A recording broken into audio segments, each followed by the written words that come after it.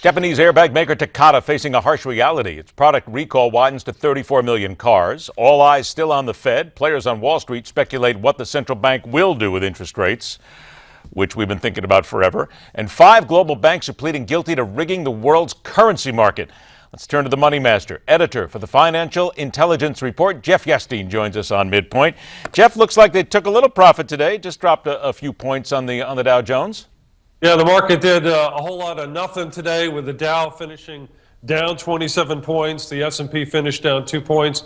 The NASDAQ closing up 2 points. The biggest news of today was the Federal Reserve releasing the minutes, the notes from its late April meeting.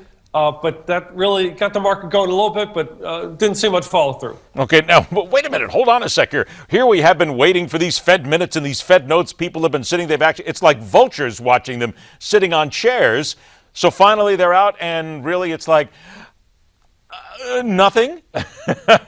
Yeah. The headline, like the journal's web headline, was a June rate hike is doubtful, basically, is the oh, well, there's a shocker. A June rate hike is doubtful. Wait a minute. Let me go back through my notes and see how many times we've heard that in the last 6 months, right? And I suppose that's probably why the market kind of yawned on this today, because it probably just confirmed what most of us had suspected, that they're just the data from the last 2 months, and because of the cold winter, and potentially if there is some deeper problem within the economy, that's incubating out there somehow, that it's just confirming what we've already seen from the data. What about those like Chicago Federal Reserve President Charles Evans? He says the hike in the interest rate's not likely to be appropriate until early 2016 because he says inflation is too low. Is he on the right track? Likely, especially if we get a couple more weak, or less than stellar monthly job reports, like we have sort of gotten in the past handful of months, or a lower than expected GDP report, perhaps. But just remember, with all these guys in the Federal Reserve, just like the economists and the strategists, they reserve the right to change their mind. They're giving you an opinion based on the most recent data, their interpretation of it, and all it takes is one report in one direction or the other, and suddenly they'll give you a completely different rendering of the same opinion. Less than 90 seconds. 2 things to get in here. Takata Corp, 34 million vehicles now affected by the airbag recall. How will this affect them, and will it probably have an effect on American automakers? I think a lot of this has already been sort of discounted for the most part.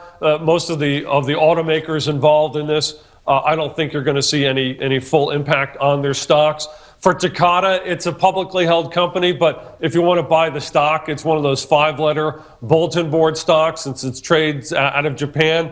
And the stock's been basically flat for like the last 5, 6, 8, 10 months or so. So I don't really see any much of a market impact here. Let me put it that way. 30 seconds. 5 of the world's biggest banks hit with a combined bill of more than $5 billion for rigging of currency markets. How big a deal is this? Yeah, for the banks, J.P. Morgan, Barclays, and others, they've been looking at something like this coming down the pike for a while. They've been putting a lot of money aside in reserves to pay off the fines and other things associated to this. So, again, I don't really see that much of an impact. It might even be the bad news. It's actually good news, because now that it's out there, you may see the feeling like, hey, the stock, there's not much more that can knock these stocks down from a legal sense. And the Justice Department makes their case because they said they were going to go ahead and punish the banks. And guess what? Here we go. Let's see what happens from here on out. Remind everybody that if you want to find out what happens from here on out financially, simple. Go to Newsmax.com, then go to the Finance tab. That's where Jeff Yastine, the entire team are 24/7, 365, let you know what's happening on Wall Street. Jeff, always a pleasure. We'll see you tomorrow.